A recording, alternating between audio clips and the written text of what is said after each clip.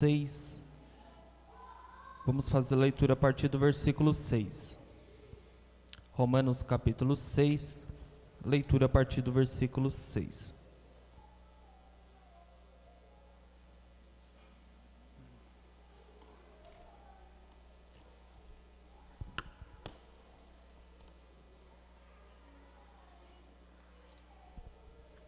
Diz assim a palavra do Senhor. Romanos capítulo 6, versículo 6.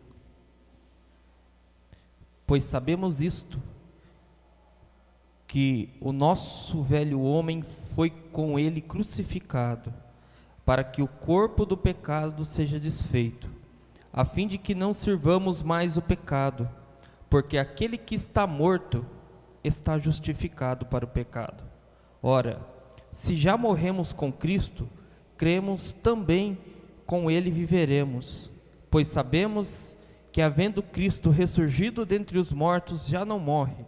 A morte não tem mais domínio sobre ele, pois quanto ao ter morrido, de uma vez morreu para o pecado, mas quanto a viver, vive para Deus. Assim também vós, considerai-vos como mortos para o pecado, mas vivos para Deus em Cristo Jesus, o nosso Senhor. Repetindo o versículo 11. Assim também vós, considerai-vos como mortos para o pecado, mas vivos para Deus em Cristo Jesus, o nosso Senhor. Pode sentar? Samuel, abaixa um pouquinho, só o retorno aqui. Pouquinha coisa.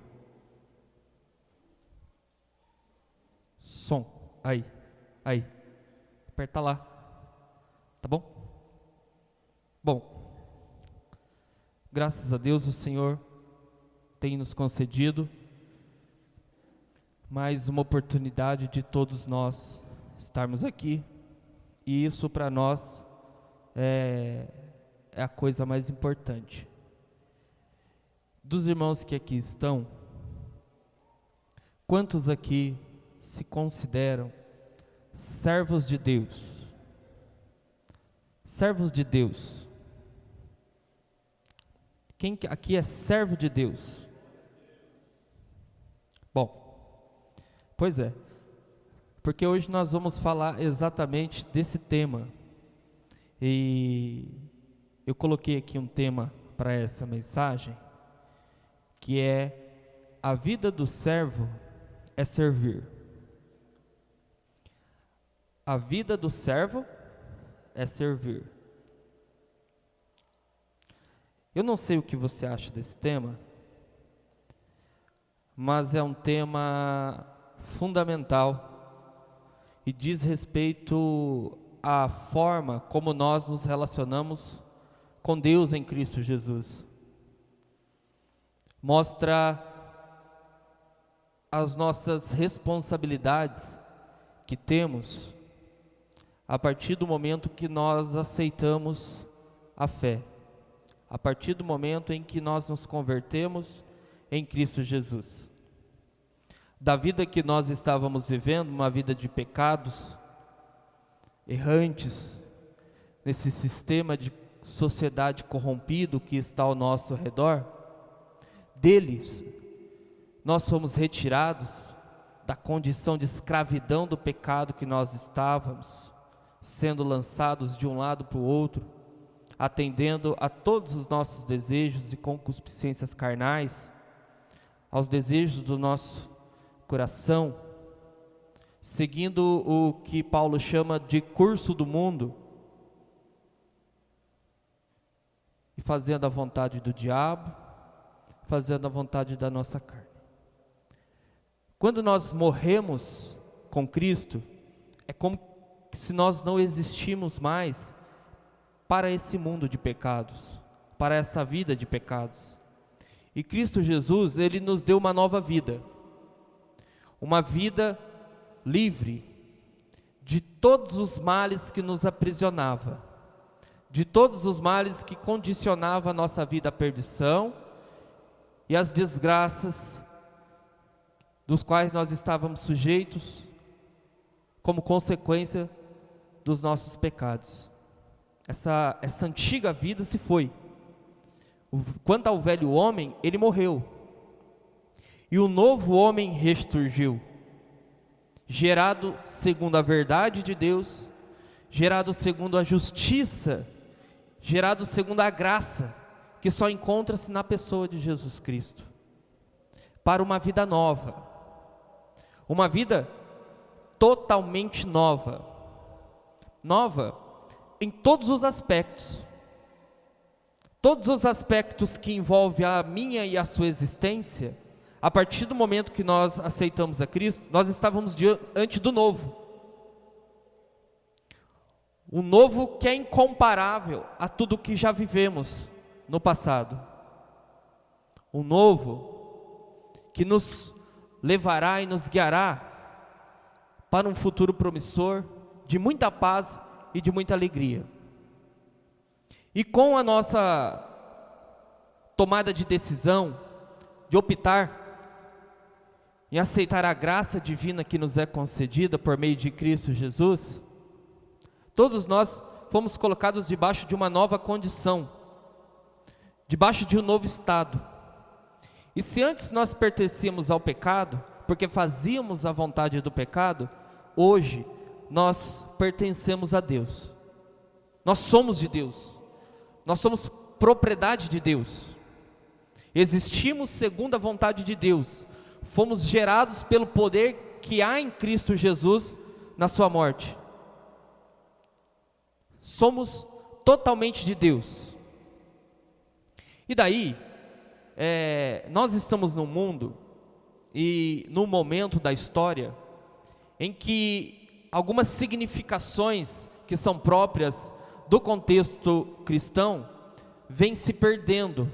As pessoas estão perdendo radicalmente a visão de como se entender os pressupostos bíblicos, como entender os princípios espirituais que advêm das Escrituras. E com o passar do tempo, as coisas cada vez têm piorado. Já se entendia e acreditava-se muito que um determinado grupo que aparece num determinado cenário religioso, geralmente esse grupo ele tem a sua primeira e segunda geração depois do seu fundador. E geralmente depois da segunda, ou no máximo a terceira geração, a cultura ela acaba que atraindo esse grupo, e esse grupo acaba se amoldando dentro do cenário cultural. Isso não aconteceu com a igreja. A igreja, ela predominantemente se manteve firme a partir de Jesus, que é o cabeça, que é o principal, que é o primogênito. Depois de Jesus, os apóstolos. Depois dos apóstolos, os discípulos dos apóstolos. E daí em diante, essa autoridade que passou a ser sucessiva e que fez com que a igreja se espalhasse ao longo do nosso planeta, mantém-se viva até os dias de hoje, e nós estamos recebendo da geração que nos antecedeu essa autoridade, essa responsabilidade, e se assim o Senhor permitir, nós vamos passá-la para a próxima geração. Mas o problema é que ao passar do tempo as pessoas vão perdendo esses princípios e começam a não entender como que eles são, como que de fato eram esses valores nos dias de Jesus. Será que eles se mantiveram intactos até hoje? Ou será que a cultura foi transformando os valores cristãos e hoje nós não temos uma compreensão exata do que eles se referiam? E especificamente, hoje eu quero tratar do tema da figura do servo, o servo de Deus. Porque olhando para a nossa sociedade, parece que as pessoas perderam esse conceito. As pessoas não entendem mais o que é ser servo, ao ponto de você ver pessoas que se acham numa condição de senhores e não de servos, que mais se aproxima da figura de alguém que dispõe de uma autoridade que não tem, do que alguém que está submisso a uma autoridade real, que é a autoridade de Deus. Então, conforme os valores vão se perdendo, a igreja tem que resgatá-los. A igreja, ela não pode deixar com que a significação, bem como está na Bíblia, se perca por causa dos fatores culturais, porque a cultura nos impulsiona a mudar esses valores, bem como, por exemplo, nós temos aí o conceito de família na sociedade. No passado, o conceito de família era bem estruturado e as pessoas já tinham uma imagem exata do que se refere uma família. Mas hoje, parece que muita coisa mudou. Há quem fala que existe até 30 conceitos diferentes de famílias. E entre esses conceitos, se compreende até mesmo a união de seres humanos e animais, como um conceito de família. Esse é o tempo que estamos. E é por isso que é fundamental a igreja trabalhar as suas temáticas que lhes são de interesse e reafirmá-las em sua geração e transmiti-las para as próximas gerações, como nós já vemos fazendo aqui, para que as próximas gerações possam manter essa chama do evangelho, né, da fé cristã, para as suas outras gerações e para o tempo que elas se encontrarão. E é por isso que hoje nós vamos falar da figura do servo, e eu vou tentar aqui, espero obter êxito, em resgatar essa figura no meio da congregação, e que essa figura também você possa transmitir para as pessoas. Primeiro ponto importante aqui, que para mim é o fundamento da fé cristã, é o versículo 11. O versículo 11, ele, antes de qualquer coisa, ele nos dá uma noção de pertencimento. A quem você pertence? A quem você pertence? Olha aí. A nossa situação de pertencimento está em Deus, por meio de Cristo Jesus. Então, primeiro ponto fundamental na vida de um servo é saber a quem ele pertence. No passado, a palavra servo, na verdade, era-se utilizada uma outra palavra, a palavra escravo. Só que, tendo em vista o nosso contexto e o período de escravidão no Brasil, essa palavra, nas traduções, ela acaba sendo substituída pela palavra servo, que tem um tom um pouco menos agressivo, tendo em vista que a palavra escravo tem uma cultura que está por detrás dela muito triste, de escravidão e de muita dor e sofrimento. De uma forma ou de outra, nós temos que buscar o sentido que essa palavra tem para nós no seu contexto gerador. Nos dias de Jesus, uma coisa era bem evidente, que um escravo ou um servo, ele sabia exatamente a quem ele pertencia. Ele conhecia o seu senhor. Ele sabia quem era o seu senhor. Isso é importante. Muitas pessoas não sabem a quem pertencem. Nunca pararam para refletir a quem elas pertencem. E quais as consequências de se pertencer a alguém. Romanos capítulo 6, versículo 18, diz assim: e libertos do pecado, fostes feitos servos da justiça. Reconhecer a sua condição, reconhecer a quem você pertence, reconhecer a sua condição. Você é servo. Você é servo, Paulo. Primeiro, que você não pertence a você mesmo. Segundo, você é servo. Você é servo, Jennifer. Você não pertence a você mesmo. Você não tem mais vontade própria.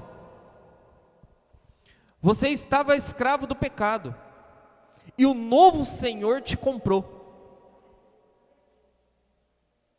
A partir de hoje você não tem vontade própria, porque você não pertence a você mesmo. Todos que creram em Jesus e aceitaram a pessoa de Jesus Cristo, a fé em Jesus Cristo, foram compradas da condição em que estavam. Então agora você é servo e sobre você tem um Senhor. A sua condição é essa: você é servo. Você consegue parar e refletir a respeito dessa afirmação que eu estou fazendo? Você não manda em você mesmo. Você não tem autoridade sobre você mesmo. Você não pode mais fazer a sua vontade. Você não tem mais vontade própria. Se com o servo anterior, e se na condição anterior você tinha uma vontade própria, com esse você não tem. Você não é livre. Há um Senhor sobre você. Você não pode fazer a sua vontade mais. Você não pode mais fazer o seu querer. Não mais você pode atender os seus caprichos. Você é servo. Servo serve. Servo não dá ordem. Servo não reclama de nada. O servo serve.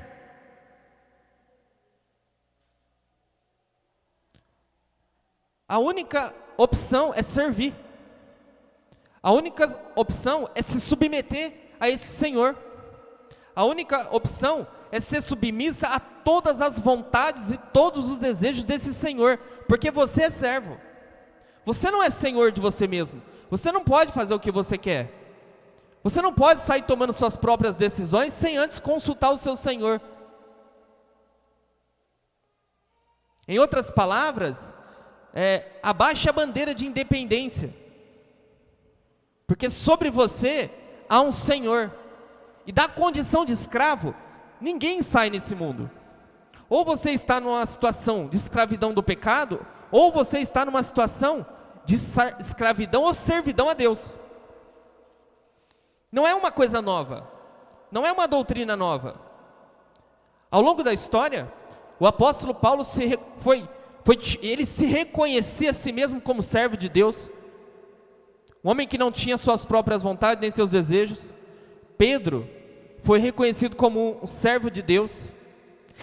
João Batista foi reconhecido como servo de Deus.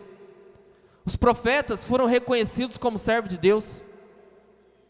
Jesus Cristo se submeteu e foi reconhecido como servo de Deus. Você é servo. Ninguém está aqui para fazer exigência nenhuma. Ninguém está aqui para reclamar de nada. É servo. Você tem que servir. Eu acho que é isso que a gente perdeu, a noção de o que é ser servo. As pessoas, elas chegam na igreja ditando suas regras, ditando suas preferências, ditando seus gostos, mas na verdade o chamado de Deus para elas é a servir. Pouco importa as nossas preferências, se fomos chamados a servir. O único lugar onde a gente não faz os nossos caprichos e dita as nossas vontades é debaixo da fé cristã. Na fé cristã, quem manda é o Senhor Jesus. Na igreja, quem manda é Deus. As vontades que devem ser obedecidas aqui são as de Deus. Aqui ninguém manda em nada. Aqui você não apita em nada. Aqui você não aponta o dedo em nada. Aqui você entra e serve. Pois até mesmo Cristo Jesus, sendo quem foi, se submeteu inteiramente à vontade do Pai. E não abriu a boca em um momento sequer para questionar os desígnios de Deus. Quem sou eu e quem é você? Servos. Servo. E aí, Romanos, ainda no capítulo 6, versículo 22. Mas agora, libertos do pecado, feitos servos de Deus, tenham o vosso fruto para santificação. É muito importante um cristão entender que ser servo de Deus não é algo penoso. não é uma coisa que te traz prejuízo, não é uma coisa que te traz dor e sofrimento, porque ao longo da história, o que mais se viu foi um espetáculo de pessoas que, em nome de Deus, não abriam mão da fé que tinham, que em nenhum momento deixaram morrer nos seus corações o desejo de estar com Cristo. E que se nós que estamos aqui, quando estávamos no pecado, tínhamos uma vida de perdição, e o fruto que nós tínhamos era para a morte, agora em Cristo, com a predisposição que temos em nosso coração para fazer a vontade de Deus, para servir a Deus, o nosso fruto, aquilo que nós produzimos, é sempre para a santificação. Aquilo que nós fazemos agora é para o bem, aquilo que nós fazemos agora é para a transformação do ambiente em que vivemos, da sociedade ou da comunidade em si, porque agora nós somos servos de Deus, e agora sim, nós temos um lugar, agora sim, nós temos uma qualidade especial, uma condição especial, porque ser servo não é algo ruim, não é algo penoso, não é uma condição de humilhação, é uma condição do qual nós somos parte, e é o local onde devemos estar, porque acima de nós só tem o Senhor, e entre nós somos todos iguais, em Cristo Jesus somos todos iguais. Porque as pessoas não têm esse desejo no coração, essa predisposição de que o seu trabalho, as suas obras, o seu fruto seja para santificação, que tudo aquilo que elas fazem seja para glorificar e exaltar o nome de Deus? Onde está a alegria que era própria dos primeiros cristãos, que se reuniam para adorar ao Senhor com o coração totalmente voltado a Cristo, que celebravam realmente em suas festas a comunhão no corpo de Cristo? Nós estamos hoje num tempo em que as pessoas se esfriaram, as pessoas não querem mais servir ao Senhor, elas não têm alegria de servir ao Senhor, não têm um desejo de servir ao Senhor. Em seus corações, a última coisa que se passa, o último desejo que se tem, é se comprometer a desenvolver um trabalho, a exercer uma atividade, a se impor, a mostrar a sua importância no cenário em que vive, no contexto em que vive, aonde estiver. As pessoas perderam o desejo, mas muito embora possa haver uma perca do desejo, não há uma perca da obrigação. Por quê? Porque a condição que você se encontra é de servo. Tendo ou não um desejo, a obrigação está imposta pela fé. Você aceitou a fé, você aceitou Jesus Cristo, não tem o que fazer, não tem volta. Por mais que eu esteja te passando essas palavras, e parece que a forma como eu estou falando é que as pessoas tomaram a pior escolha das suas vidas, na prática não é assim. Mas o que acontece é que as pessoas estão perdendo a noção da mordomia cristã, de ser um servo, e estão pensando que são senhores. Volte a servir ao Senhor. Volte a reconhecer quem é o Senhor. Volte a exercer o seu ministério. Volte à posição que o Senhor quer. A igreja é composta de pessoas que querem servir ao Senhor e querem, a todo custo, fazer a vontade de Deus. E aí nós vamos para os exemplos que Jesus Cristo nos deu. João capítulo 13, versículo 16. Vamos olhar na vida de Jesus os exemplos que Ele nos deixou. Diz assim a palavra do Senhor: em verdade vos digo, Não é o servo maior do que o seu senhor, e nem o enviado maior que aquele que o enviou. Olha que interessante. Esse evento aqui foi uma ocasião em que Jesus lavou os pés dos discípulos. O trabalho de lavar o pé da visita ou do seu senhor era do escravo. Naquele contexto, o escravo lavava o pé do seu senhor. O seu senhor chegava de casa, sentava-se, o escravo colocava a bacia, lavava os pés e secava para o seu senhor. Veja bem, pasmem, o Deus Todo-Poderoso, que encarnou na pessoa de Jesus, ajoelhou com uma bacia e uma toalha enrolada na cintura para lavar os pés dos discípulos. Um dos discípulos recusou e ele disse: se eu não lavar, Pedro, você não tem parte comigo. Se Jesus, sendo quem Ele é, lavou os pés dos seus discípulos para lhes dar o exemplo, imagine nós. Você está entendendo onde é o seu lugar? Você está entendendo a que você foi chamado? A igreja não é um lugar de estrelas. A igreja é lugar de servo.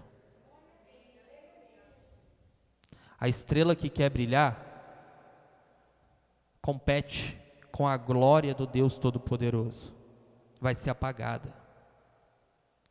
Porque aqueles que se exaltam serão humilhados.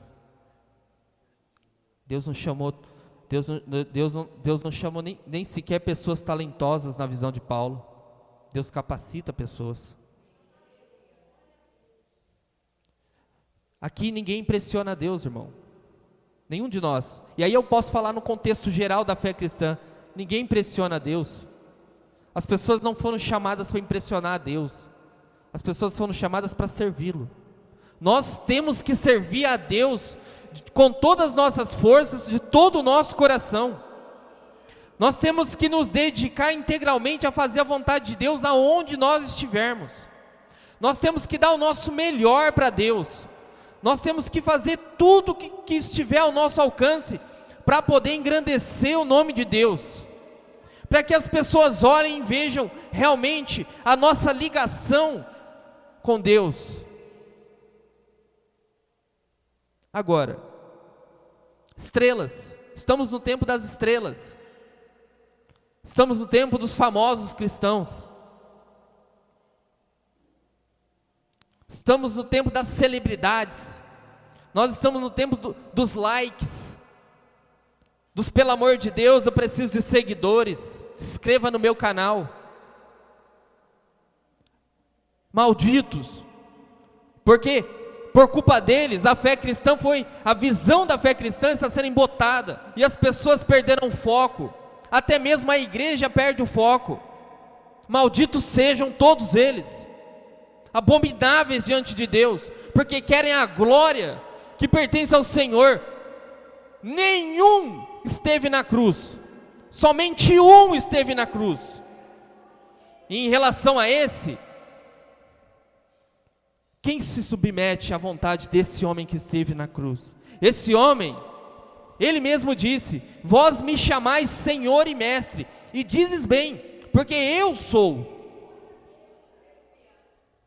Mas nós precisamos resgatar. Você é servo, goste ou não. E eu sei que você gosta, porque o que realmente está em Cristo gosta disso, ama isso, deseja isso, se alegra por isso.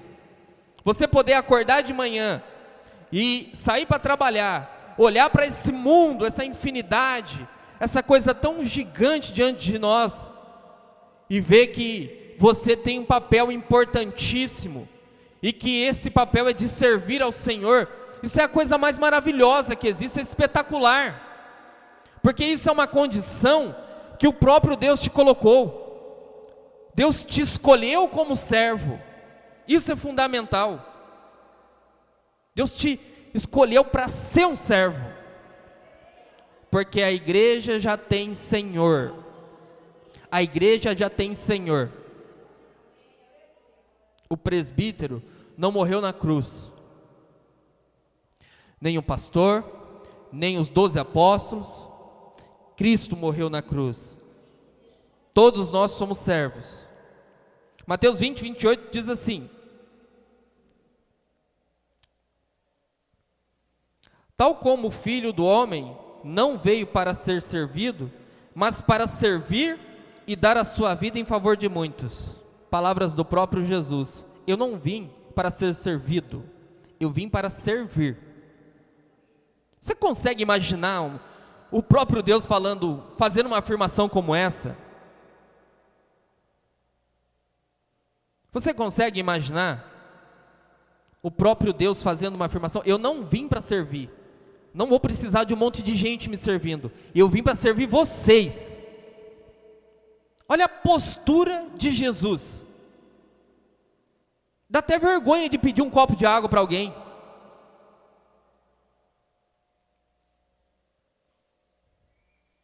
Olha a postura de Jesus sendo quem Ele é. E aí eu quero que você foque quem Ele é. E Ele olhar e dizer aos seus discípulos que não queria que eles o servissem, que Ele estava ali para servi-los. É um exemplo de humildade muito grande. Você é servo. Você não está aqui para ser servido, você está aqui para servir. Se todos nós tivermos essa visão de que eu devo servir ao meu próximo, eu tomaria uma postura e uma posição para fazer alguma coisa em favor de alguém. Mas se eu chego, ou se na minha vida eu estou esperando que as pessoas me sirvam, as pessoas me atendam, eu estou no lugar errado, e estou sendo omisso à condição em que fui posto como servo. Nenhum de nós está aqui para ser servido, nenhum de nós está aqui para dar ordem, nenhum de nós estamos aqui para fazer pedidos, estamos aqui para servir uns aos outros. Jesus deu o maior exemplo de todos. Se Jesus, sendo quem é, serviu aos discípulos, imagine nós.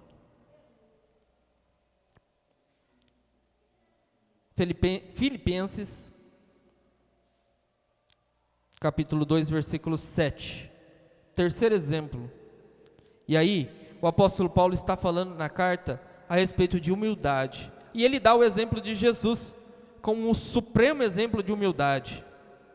Diz assim: mas esvaziou-se a si mesmo, tomando a forma de servo, e tornando-se semelhantes aos homens. Pode passar o próximo versículo. E achado na forma de homem, humilhou-se a si mesmo, tornando-se obediente até a morte, e morte de cruz. Olha o exemplo de Jesus. Sendo Jesus Deus, Ele se esvaziou de todo o seu senhorio, tomando a forma de homem,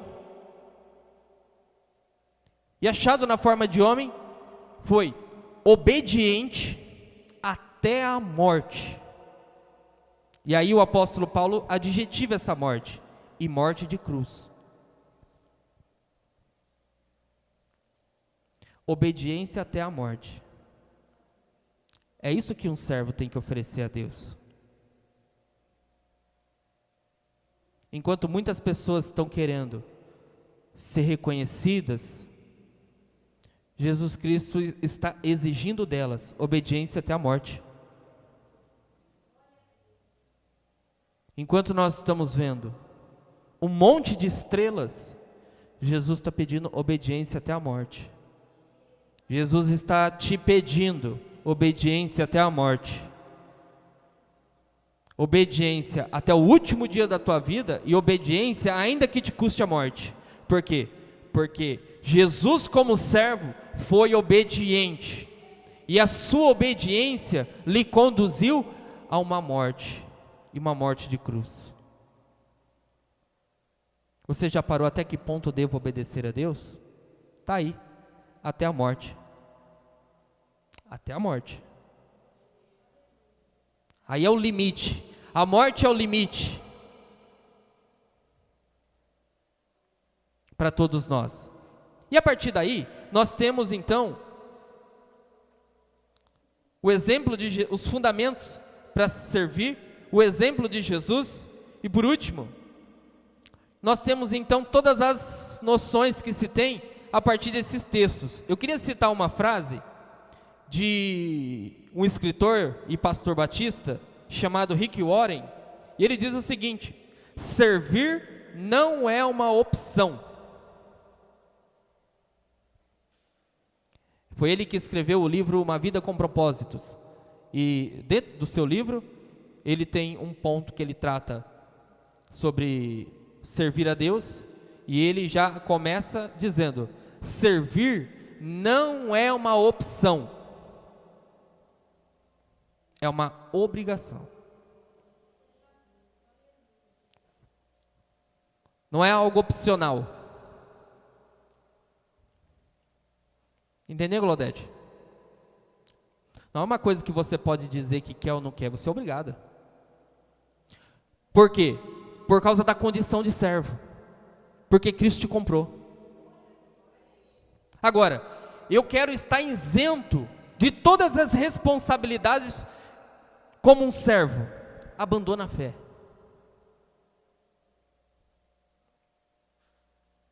Eu dei o exemplo do pastor hoje de manhã, por quê? Porque o pastor é uma figura de autoridade. O ministério pastoral é um ministério de autoridade na igreja. Se o pastor, na condição de servo, e esse foi o exemplo, ele não quiser, ele se recusar a exercer a sua atividade, exercer o seu ministério, ou alguma das implicações que são próprias do seu ministério, por exemplo, o ensino, se ele se recusar a ensinar, ele tem que abandonar a fé, não é o ministério, porque os dons e ministérios são irrevogáveis. Deus deu, e Deus não vai tomar de ninguém, Deus vai requerê-los. Então não há uma escapatória, ou você obedece a Deus, ou você abandona a fé. É exatamente isso, é o melhor conselho que eu posso te dar hoje. Ou você se posiciona a servir a Deus, ou abandona a fé. Porque se você tem uma responsabilidade e você não assume essa responsabilidade, de um modo ou de outro, o próprio Deus te desliga. Você que recebeu um dom de Deus e parou de exercer esse dom, eu não sei como você vai fazer, mas se vira. O dom é para a igreja, resgata ele, põe para uso. Eu não sei o que você vai fazer. Eu não sei o que você vai fazer. Se você receber um dom de Deus, um dom espiritual do Espírito Santo, você se vira. Você põe esse dom aqui que a gente precisa dele. Os dons são para a edificação do corpo. Os ministérios são para a edificação do corpo. Se vira. Resgata, eu não sei o que você vai fazer. Você vai orar, você vai fazer campanha, você vai se virar, você vai trazer de volta, porque não é teu. Você se vira. Você é servo. Você não é senhor de nada. Você não manda em nada. Eu não mando em nada. Eu não sou ninguém. Eu estou aqui para obedecer. Você está aqui para obedecer. O pastor está aqui para obedecer. E se não quiser obedecer, tem que abandonar a fé. Porque só tem uma opção: obediência até a morte. Jesus Cristo foi obediente até a morte. Até a morte, sofreu calado, foi valente, mostrou uma postura de um verdadeiro servo. Isso custou a vida dele, mas ele foi fiel até a morte. Quais são as suas queixas? O que você está incomodado? Engole tudo isso. Se põe no seu lugar, todos nós que estamos, tem que nos pôr no nosso lugar. Aqui não tem ninguém para brilhar, nós somos servos. É servir, pronto. Só tem isso. A vida cristã é servir. Eu não estou gostando de uma coisa que eu vi aqui na igreja. Não tem problema. Você não está aqui para gostar? O irmão Diego está insatisfeito com uma questão. É problema meu. Aqui é a igreja. Aqui você não fala nada. Aqui você só escuta e obedece. Eu só estou aqui para escutar e obedecer. Eu não faço minha vontade. Eu tenho que fazer o que eu sou mandado. O pastor faz aquilo que foi mandado. A autoridade que está aqui é de Deus. E a gente faz o que Deus manda. E pronto, acabou. Como diz o Bolsonaro, né? E pronto, acabou. As pessoas perderam a noção dessas coisas, irmãos. Você vê pessoas chegando na igreja e dizendo, não, eu não vou querer fazer isso porque eu tenho liberdade, eu faço aquilo que eu quero. Não, a Constituição me torna um ser livre, e eu posso fazer... Quer obedecer a Constituição? Obedece, mas aqui você não manda em nada. Na fé cristã, quem manda é Cristo. A Constituição é para o nosso país, para a nossa sociedade, para organizar a nossa sociedade, mas ela não organiza a igreja. E eu não estou falando nada contrário à Constituição, eu estou pondo ela no lugar dela. A igreja quem organiza é Cristo, que é a cabeça. É a doutrina apostólica, não é a doutrina dos corruptos. Então, a noção bíblica de libertação não quer dizer que você é livre, mas sim que foi substituído o seu Senhor. A noção bíblica de liberdade não quer dizer que você é livre, mas que foi substituído o seu Senhor. Romanos 6, versículo 16. Não sabes que daquele a quem vos apresentais como servos para lhe obedecer, sois servos desse? Sois servos desse mesmo a quem obedeceis? Seja do pecado para a morte, ou da obediência para a justiça? O que aconteceu para você que foi liberto?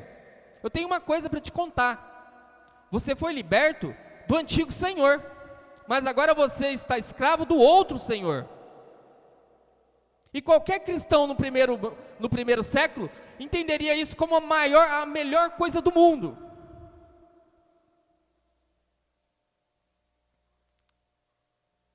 Você foi liberto, mas você não é livre. Você foi liberto, mas você não é livre. O que aconteceu foi, trocou-se os senhores. O antigo Senhor era o pecado, e o novo Senhor é Cristo. Libertos, mas não livre. Libertos, mas não livres. Porque o livre faz aquilo que quer. E aqui, nós não podemos fazer o que queremos. E aqui, quando eu me refiro aqui, eu não estou dizendo da questão de organização da igreja. Eu estou dizendo num contexto geral. Por exemplo, o que a Bíblia fala a respeito do indivíduo que trabalha, né, para outro? Ele tem que servir, como seu caso, você tem que servir ao seu patrão como se estivesse servindo a Deus.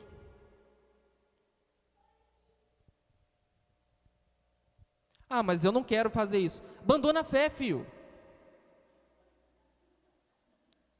Mas é aí que as pessoas se perdem, sabia? É nisso que as pessoas se perdem. Ou você obedece ou você abandona a fé. Você tem que procurar uma religião que te dê toda essa liberdade que você precisa. Porque você é um pássaro, você precisa voar. Então voa. Não é? Você precisa procurar um tipo de crença que permite com que você faça tudo isso que você quer fazer. A fé cristã não é essa crença. A fé cristã, ela dita as regras e os princípios e a vontade de Deus. Não tem conversa. Ou você é servo ou você não é. E se você é servo, não tem outra opção, servir. Está entendendo, Adrian? Isso aí.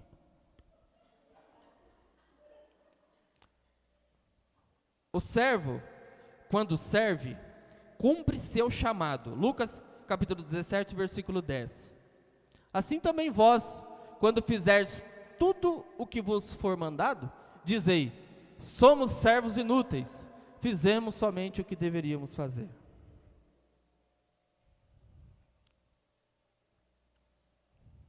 Está entendendo? Você cumpre o seu chamado quando você serve. E bom é que você pudesse ir além daquilo que você é capaz. Porque quando eu leio um texto como esse, parece que esse é um texto que se refere a um indivíduo que só fez aquilo que estava diante dele e que não se esforçou para ir muito além.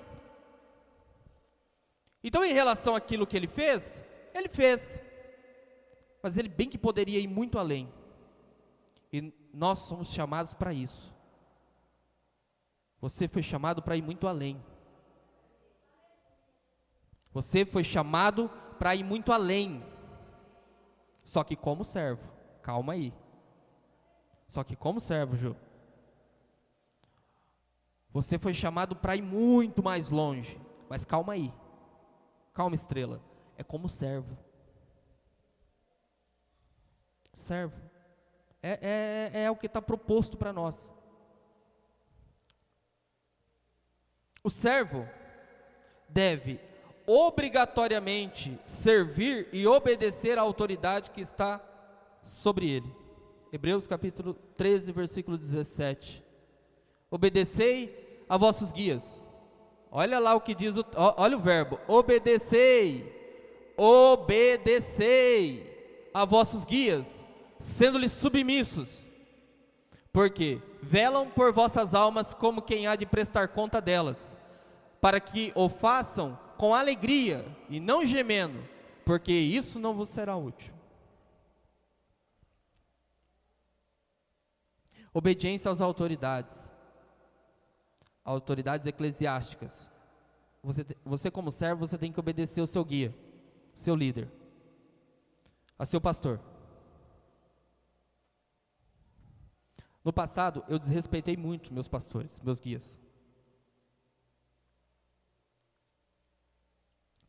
E isso me prejudicou muito. E não só me prejudicou, como eu os prejudiquei. E causei muitos danos, ainda que não externos, mas no coração. E veja bem, as pessoas, elas tendem a se revoltar contra as pessoas que Deus escolheu para guiá-las. Por incrível que pareça, Deus escolheu pessoas, capacitou pessoas para te guiar. E muitas pessoas no meio da congregação se voltam contra os seus líderes. Se voltam para tentar derrubá-los, entristecê-los, até mesmo abater neles fisicamente.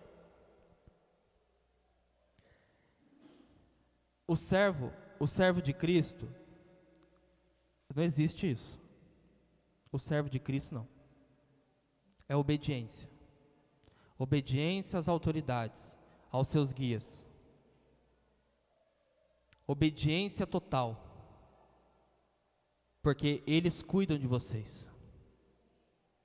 Parece que é um discurso de dominação, né? Para tentar fazer com que as pessoas sejam radicalmente submissas aos seus líderes e não questionem suas posturas. Não é isso. Você tem que reconhecer que na vida de um líder há uma autoridade espiritual. E você tem que obedecer essa autoridade espiritual como vinda de Deus, como quem obedece ao próprio Deus. Se você vê que tem algo errado, você tem que trabalhar para mudar. Você não tem que derrubar o seu líder. Se você está vendo algo que tem que mudar, e se você vê que não tem mudança, procura uma igreja que tenha um líder que atenda a sua expectativa, que seja mais perfeito, que seja melhor. Procura uma igreja onde tem uma responsável pelo círculo de oração mais competente. que tem um professor de escola dominical mais competente. A gente fica tentando enfeitar a coisa. Mas quando o indivíduo ele entende que ele é um servo de Deus, ele não tem tantas exigências assim, porque ele sabe que a vida dele é servir. Agora, chega o indivíduo, um monte de reclamação, com um monte de não sei o que está tudo ruim, que não sei quem não presta, não sei quem não sei o que, não sei quem não ora, não sei o que.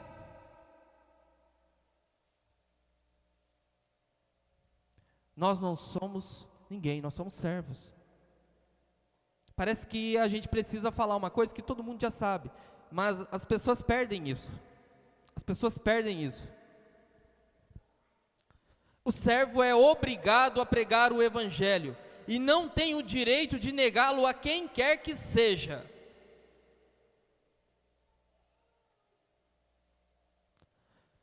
Você como servo, você tem missões. Dessas missões nós encontramos dentro das Escrituras. A principal delas, no serviço, é pregar o evangelho, Paulo. Você é obrigado a pregar o evangelho.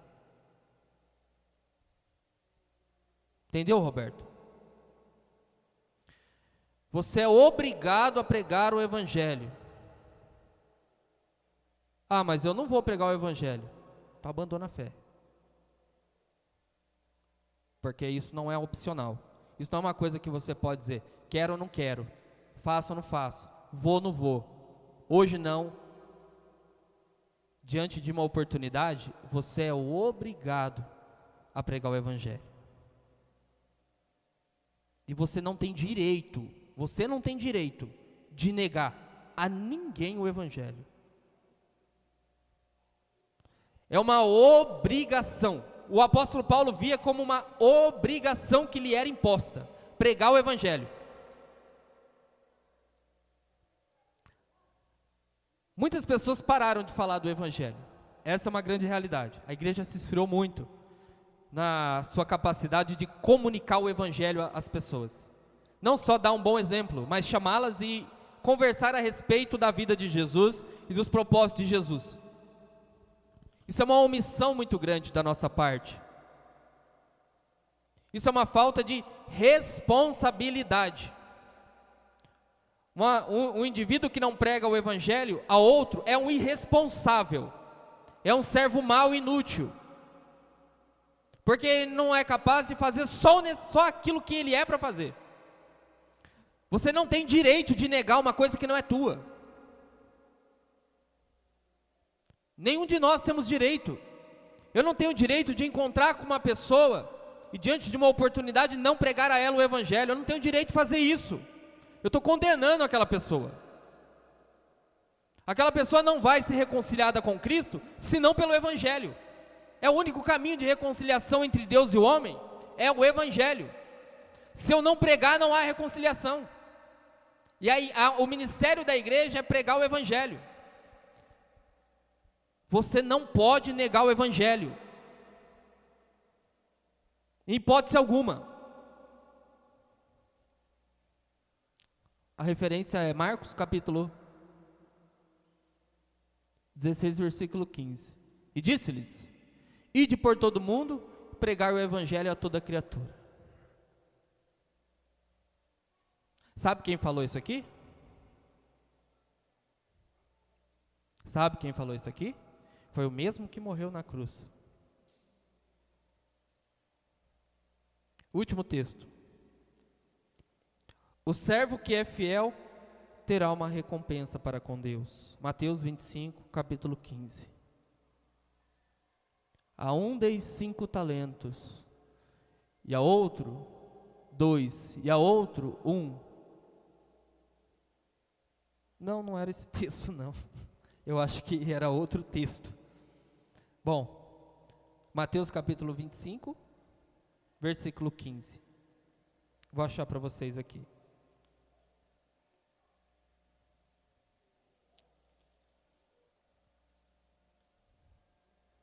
Enquanto isso, você vai refletindo no que eu estou te falando. Bravo não adianta você ficar, porque não vai mudar nada. Falar com o pastor vai ser só mais um, porque já uns 3, 4, né, pastor? Já reclamaram de mim. Olha para você ver, Mateus no capítulo 25,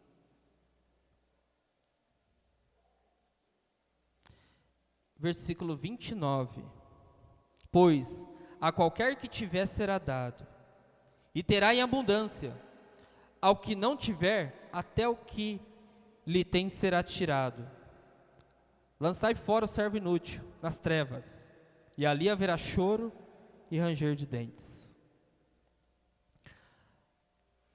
O servo que é fiel no seu trabalho a Deus vai ser recompensado.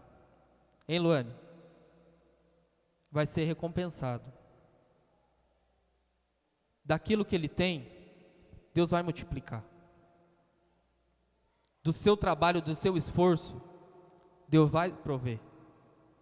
Mas aquele servo infiel, que mostrou-se infiel em sua vida terrena, até da sua miséria Deus vai arrancar.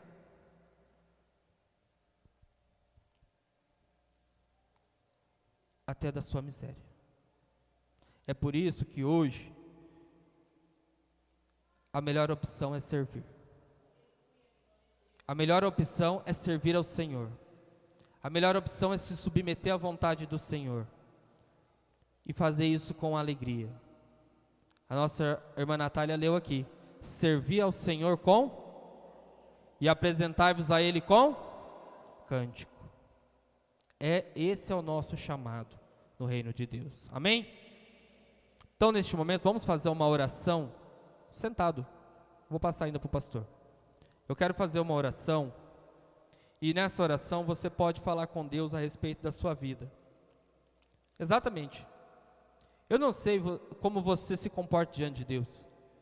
E eu não sei se você tem levado a sério as responsabilidades que são próprias da sua fé. Mas eu recomendo a você que você reflita a respeito disso. E se você está levando na brincadeira ou às coxas as coisas, é melhor você se organizar, porque isso pode te custar muito caro. A última coisa que eu quero é que você se perca. Mas se você não se organizar na fé e não entender o seu chamado e a sua posição, e a forma como você está conduzindo esse seu chamado, a forma como você está conduzindo o seu ministério e os ajustes que precisam ser feitos, você vai acabar se perdendo. Isso vai te custar muito caro. O Senhor é um Deus bom e galardoador dos que o buscam, mas também o Senhor há de requerir da nossa mão, e será um Deus terrível naquele grande dia, em que Ele há de prestar contas. Os homens vão ter que prestar contas diante dEle, como a quem há de julgar. Senhor, eu quero neste momento pedir da Tua misericórdia, da Tua graça e do Teu grande amor sobre cada um de nós. Senhor, que o Senhor possa despertar nos nossos corações a responsabilidade. Senhor, que o Senhor possa tirar do nosso coração toda a altivez, toda a arrogância, toda a soberba. Que o Senhor possa, meu Pai, nos fazer semelhante ao Teu Filho Jesus Cristo, um servo fiel, um servo sofredor, um servo que foi obediente até a morte, e morte de cruz. Que o Senhor possa nos ensinar a como devemos Te servir, a como devemos nos submeter em todos os momentos à Tua vontade, porque o Senhor é Senhor nos céus e na terra, o Senhor é Senhor de noite e de dia, o Senhor é Senhor no trabalho, na escola, na igreja, em todos os lugares. O Senhor também é Senhor na família, e nós somos servos fiéis ao Senhor, e pedimos que o Senhor possa nos ajudar, para que nós podemos nos manter na fidelidade da Tua vontade, do Teu querer, e podemos cumprir todas as Suas exigências, ó Pai. Nós queremos ter esse acesso, esse relacionamento mais profundo.